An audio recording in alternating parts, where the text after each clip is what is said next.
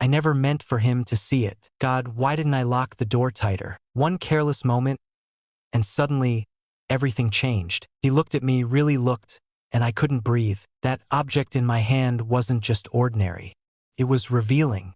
A piece of me I never meant for anyone to see. And he, Jesse, my stepson, saw right through me. What happened next?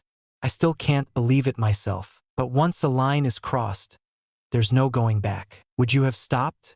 Or would you have surrendered to? The late afternoon light cast eerie shadows as I meticulously cleaned my bedroom, when suddenly, the door creaked ominously behind me. I spun around, heart racing, and there stood Jesse in the doorway, his gaze locked onto the object clutched tightly in my hands. My heart froze in that moment. How can I possibly convey this?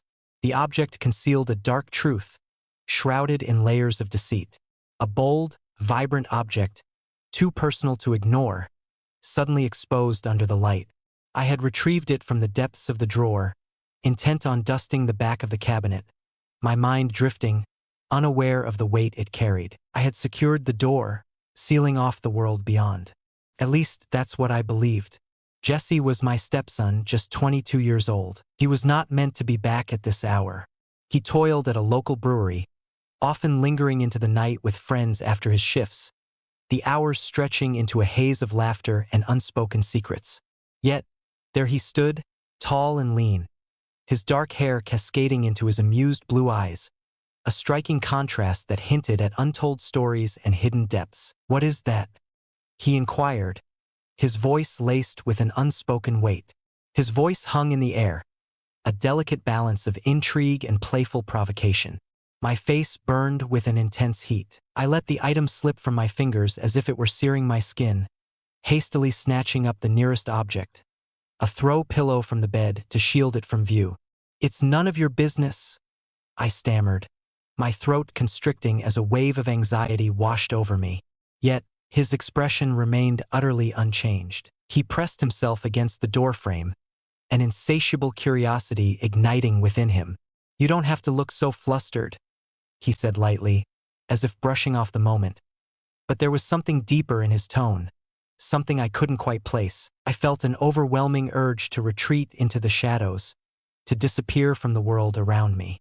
The sheer nerve of this kid, I swear, to stand there with such nonchalance, utterly unbothered, as my entire world spiraled into chaos.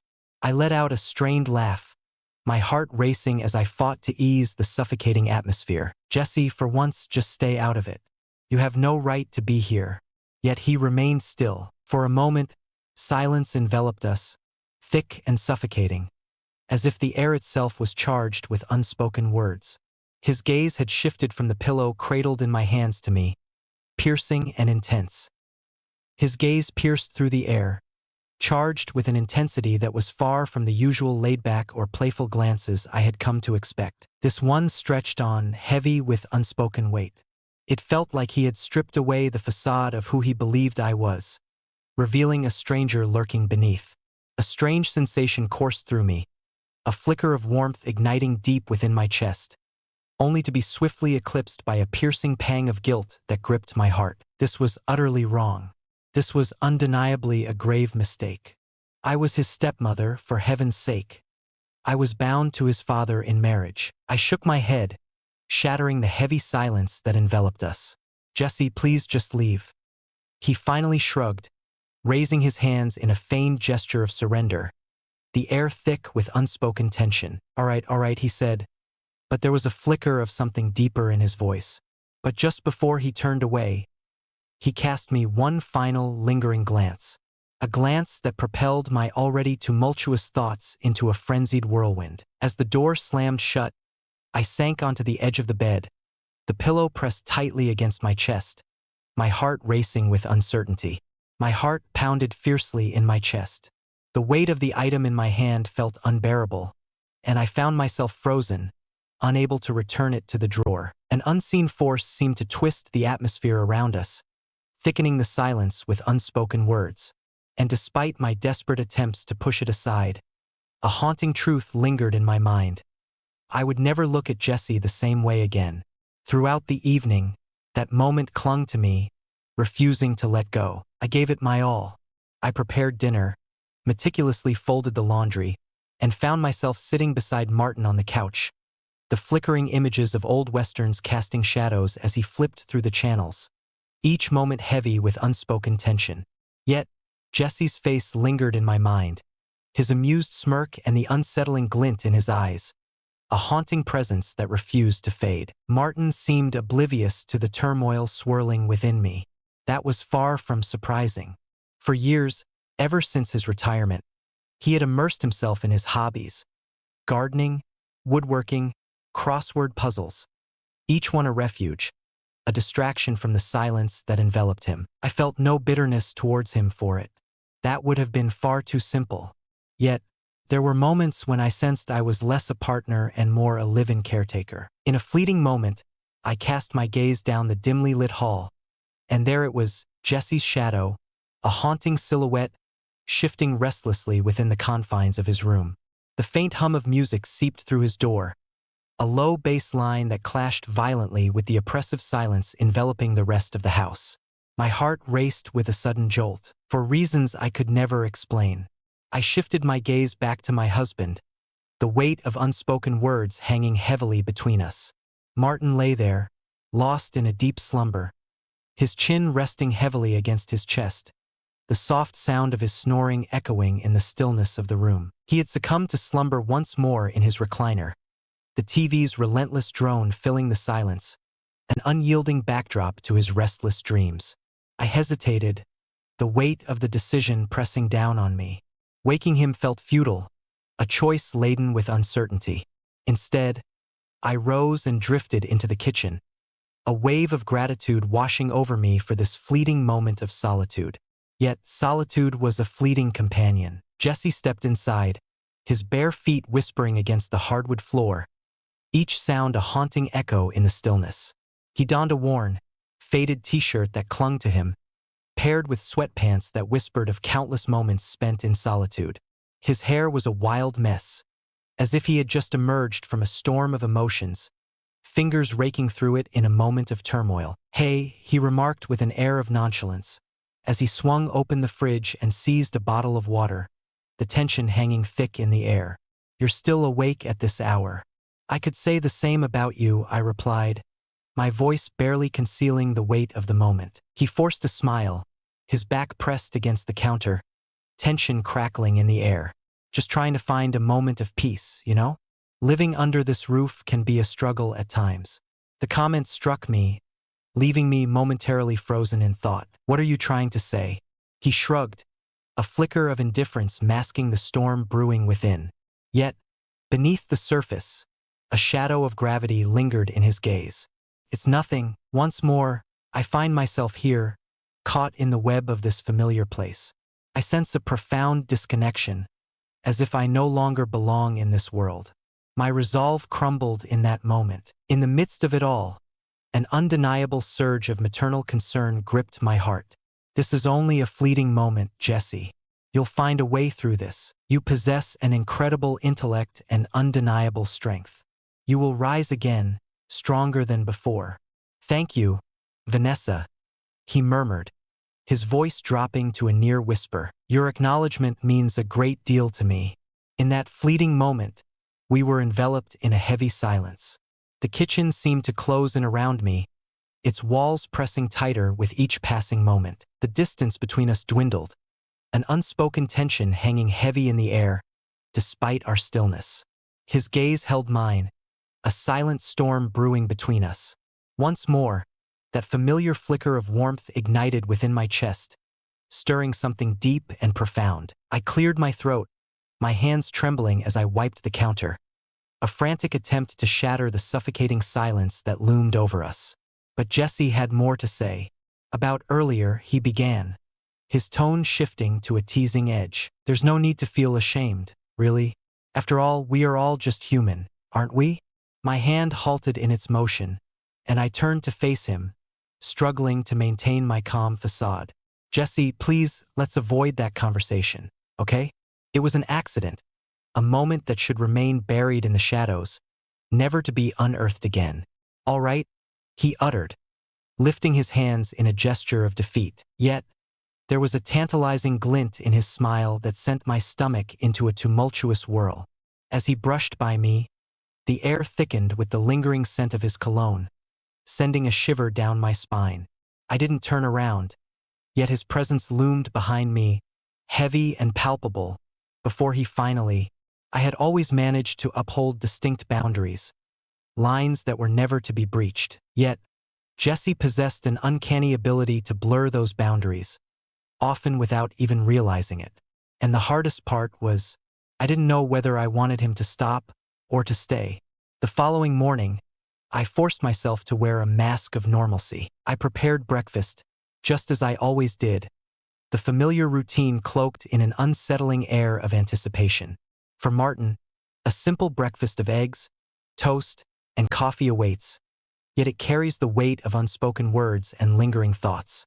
A smoothie just for me. Jesse entered the kitchen last, as he always did, his hair still glistening with moisture from the shower, a subtle reminder of the chaos that lingered just beneath the surface.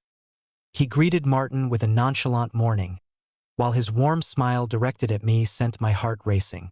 The three of us sat at the table, the clinking of silverware echoing ominously, while fragmented conversations danced around us, heavy with unspoken tension. Yet, beneath the surface, an undeniable tension gripped me. Each time Jesse's hand brushed mine, there was a quiet electricity between us, subtle but undeniable. He watched me, his gaze unwavering and shrouded in mystery, more times than I could count. Martin, oblivious to the unfolding chaos, remained unaware of the storm brewing around him. After breakfast, Jesse stepped forward, his offer to help me clean up hanging in the air, charged with unspoken tension. Typically, he would have vanished into his room or ventured out with friends, making his unexpected offer all the more startling. "You don't have to," I said, my voice barely above a whisper, as I stacked the plates in the sink, the clatter echoing in the tense silence. "I want to," he replied, his voice thick with urgency as he reached for a dish rag, tension crackling in the air. We toiled in silence for what felt like an eternity, yet the atmosphere crackled with an unspoken intensity. Our hands touched over a glass, a simple moment, but it sent a spark I wasn't ready for. Neither of us dared to pull away right away. "You're different," he murmured, his voice barely above a whisper. His voice barely broke the silence, a fragile thread of sound hanging in the air. I swallowed with great difficulty. "What are you trying to say?" He paused, his gaze locking onto mine with an intensity that sent a shiver down my spine. "I can't quite put my finger on it, but there's something about you that sets you apart from other women your age." I chuckled uneasily, retreating to put space between us. "Well, that's quite the compliment, I guess. It wasn't merely that," he pressed on, his voice heavy with gravity. "You're truly here. You truly hear me. You witness the presence of others." His voice, laced with unexpected sincerity, caught me completely off guard. Words escaped me, leaving me no choice but to retreat to the familiar clatter of dishes. But as I scrubbed, an unsettling awareness crept over me, his presence looming just behind. My heart pounded wildly, and I loathed the intensity of my desire for him to remain right there. Just as I struggled to collect my racing thoughts, Martin's voice pierced through the silence from the living room. "Vanessa, where on earth is my crossword book?" The moment fractured into 1,000 pieces. Jesse stepped back, his eyes glinting with a knowing smile that sent a shiver down my spine. "I'll let you get back to him," he said, his voice taking on a lightness that felt almost forced. As he turned his back, a tumultuous wave of relief crashed over me, yet an aching longing clawed at my heart. I was acutely aware of the danger, yet an undeniable urge compelled me to embrace the flames. That fateful afternoon, I found myself consumed by a whirlwind of errands, each task pulling me deeper into a storm of urgency and unease, anything to distract myself from the chaos within. As I stepped through the door, my heart sank at the sight of Jesse perched on the porch steps, his gaze lost in the depths of the yard. He appeared consumed by his own swirling thoughts, a stark contrast to the assured young man I once knew. "Hey!" I whispered, my voice barely breaking the silence as I drew closer.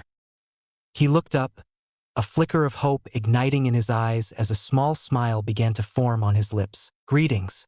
Is everything truly all right?" He paused, the weight of uncertainty hanging in the air before he finally spoke. "Yeah, just lost in thought. What is it about? Such is life, I suppose.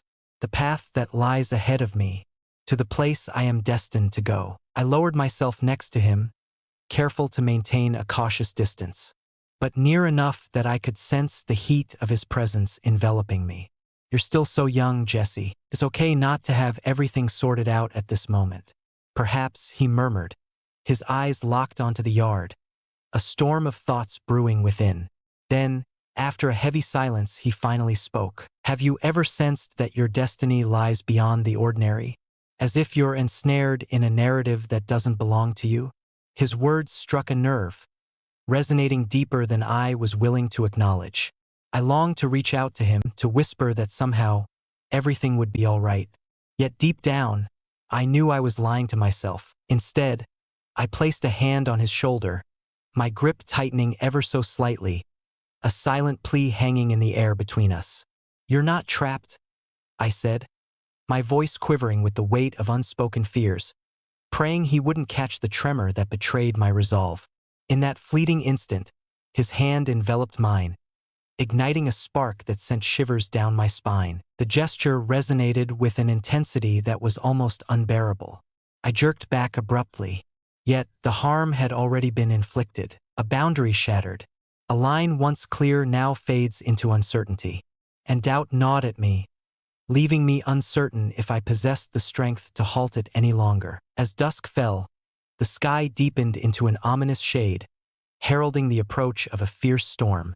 The air was thick with anticipation, as if the very fabric of reality held its breath, poised on the brink of an impending revelation. Martin had retreated to bed early, as was his habit, wincing at the persistent ache in his shoulder. I had found my way into the living room, a book clutched tightly in my hand, the air thick with anticipation. Yet, my mind was a whirlwind, unable to find clarity. The tempest raging outside echoed the turmoil surging within me, a force that is untamed, volatile, and fraught with peril. Jesse stood in the kitchen, the air thick with unspoken tension. The fridge creaked open, its door slicing through the stillness of the house, then slammed shut, echoing like a distant thunderclap in the silence. The soft, haunting clink of glass echoed in the silence as he poured himself a drink, each sound heavy with unspoken tension. Moments later, he emerged in the doorway of the living room, gripping two glasses tightly. "Whiskey?" he inquired, his eyebrow arching in disbelief. I blinked, my heart racing, completely unprepared for what lay before me. "It's not like me to indulge at this hour. Perhaps tonight will be different." His grin widened as he thrust a glass into my hands, anticipation hanging thick in the air, demanding a response that I wasn't ready to give.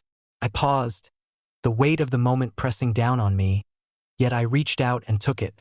The icy glass clung to my palm, sending a shiver through me. Jesse collapsed into the armchair opposite me, his legs extending with an air of nonchalance that belied the tension hanging in the room.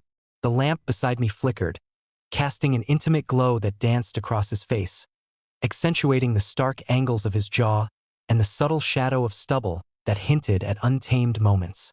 "What is it that you are immersed in right now?" he inquired, his gaze fixed intently on the book resting in my lap. With a fleeting glance, I lifted it, my voice barely above a whisper, as if the weight of the moment hung in the air. "Nothing thrilling." He wore a sly smirk, a hint of mischief dancing in his eyes. I struggled to accept that as truth.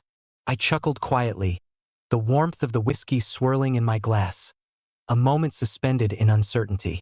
The searing pain was almost a relief, a momentary escape from the suffocating tension that had been escalating throughout the day. For a while, we lingered in a heavy silence, the air thick with unspoken words.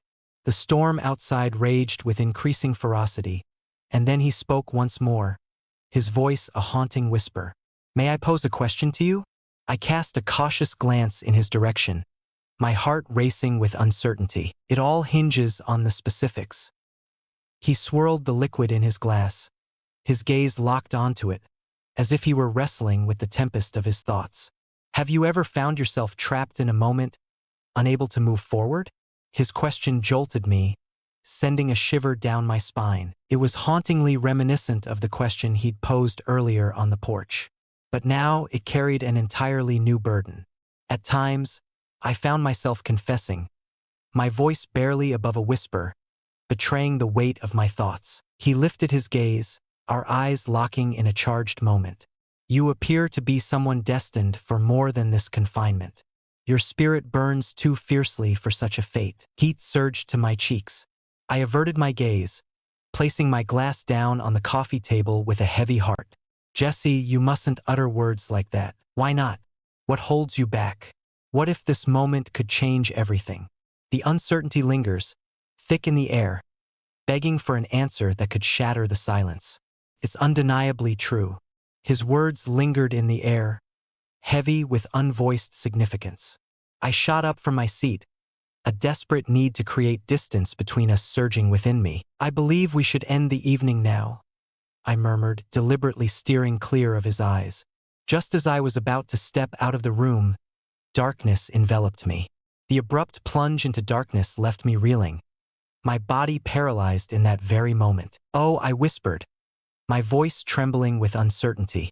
It's just the storm, Jesse said, his voice steady, yet a flicker of uncertainty danced in his eyes. The sound of his feet on the carpet broke the silence, a soft shuffle that sent a shiver down my spine. Wait, I'll search for a flashlight. I felt him draw nearer, the subtle whisper of fabric brushing against the air as he slipped by me. In the dark, his hand brushed against mine, and in that instant time seemed to pause. I gasped, the air catching in my throat. Apologies escaped his lips, barely above a whisper.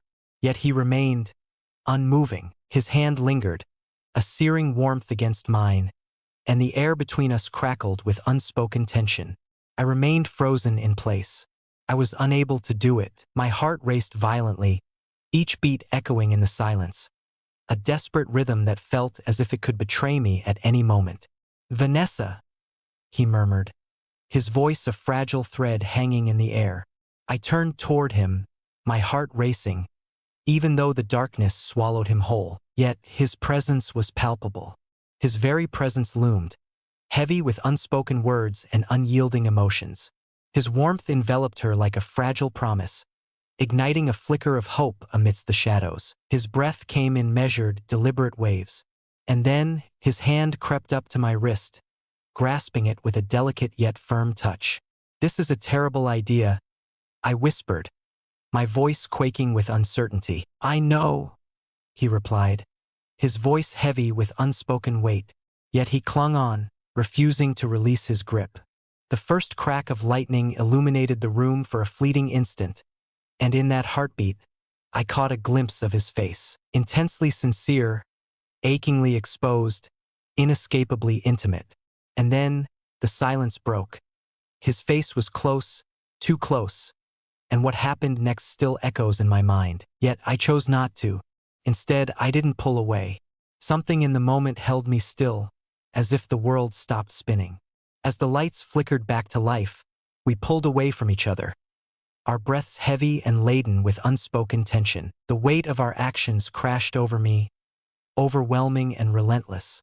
I recoiled, my hands quaking with uncertainty. This cannot be happening, I insisted, my head shaking in disbelief. Jesse remained silent, the weight of unspoken words hanging heavily in the air. He remained frozen in place, his face a mask of inscrutability. I know, he repeated, his voice unwavering, yet heavy with unspoken weight. Yet the harm had already been inflicted. The following days unfolded in a haze of furtive looks and silence heavy with meaning. I steered clear of Jesse at every opportunity, immersing myself in chores and errands, desperately seeking distractions to keep my thoughts at bay. Yet, despite my relentless efforts, the memory of his lips against mine haunted me, and the warmth of his hand resting on my wrist lingered like a ghost, refusing to fade away. One evening, as I meticulously folded laundry in the guest room. Jesse suddenly emerged in the doorway, his presence electrifying the air around us. "We need to talk," he said, his voice laced with an unsettling intensity. I kept my gaze fixed downward. The silence hangs heavy, a chasm of unspoken words between us. "Indeed, there is." He entered the room, the door clicking shut with a finality that echoed in the stillness. I let out a heavy sigh, placing the laundry aside as I locked eyes with him, the weight of unspoken words hanging in the air. "Jesse, whatever this is, must come to an end. Can't go on like this. It feels deeply unjust." "Is it truly?" he demanded, his voice laced with defiance. "Because it feels undeniably right to me." His words pierced through the air, sending a chilling shiver racing down my spine. Yet, I willed myself to maintain my composure. "You have no idea what this truly means. If Martin ever discovered the truth, it would shatter everything. And even if he did, do you honestly believe he would care at all?" He let out a derisive laugh, his head shaking in disbelief. "He hardly even acknowledges your presence now, partly because they were undeniably true. Yet that did not justify their actions. Why must it be this way?" he inquired, his voice laced with an urgency that hung in the air. "Because you're terrified of the judgment that looms over you. Or perhaps it's the fear of confronting your own thoughts that holds you back." I parted my lips, ready to unleash the words that trembled within me. Tears threatened to spill from the corners of my eyes, a silent testament to the turmoil within. And as I sit here now, replaying every stolen glance, every whisper in the dark, I can't help but ask myself, was it love? Was it loneliness? Or simply the hunger to be seen? Completely? Sometimes the lines we think are unbreakable blur in an instant, and once they do, we're never the same. I don't know what the future holds for me and Jesse. I don't know if redemption is possible, or if some choices leave stains too deep to wash away. But I do know this: silence can be far louder than confession. And desire? It doesn't ask for permission. Have you ever crossed a line you swore you never would? Would you tell someone? Or carry it with you forever? Let me know in the comments below. And if this story made you feel anything, a memory, a moment, or a question, you're not alone. Hit subscribe, turn on the bell, and join me next time for another chapter of A True Infidelity Story. Because some truths are too real to keep hidden.